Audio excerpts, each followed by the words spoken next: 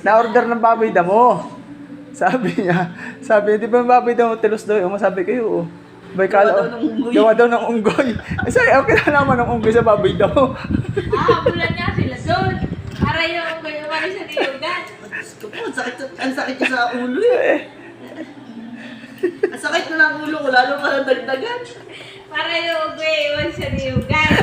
Ikaw tatabi mo yung unggoy. Abi nang babagsak ng niyog. Tsaka saging.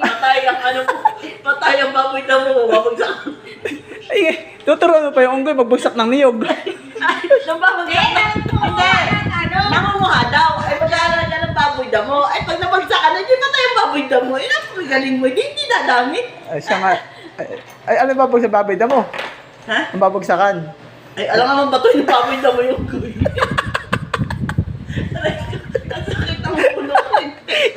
Ay, pwede naman patuloy ng baboy damo yung unggoy ha. Palit yung dalawa, yung baboy damo sa taas, yung unggoy sa baba. Pag nisama sa akin, baboy na mo, yung yung sa saka yung Oo. unggoy. Ay, ano na yung galing nyo? Oo. Ay, ubos talaga yun. Ay, nabubukol nga pala yun.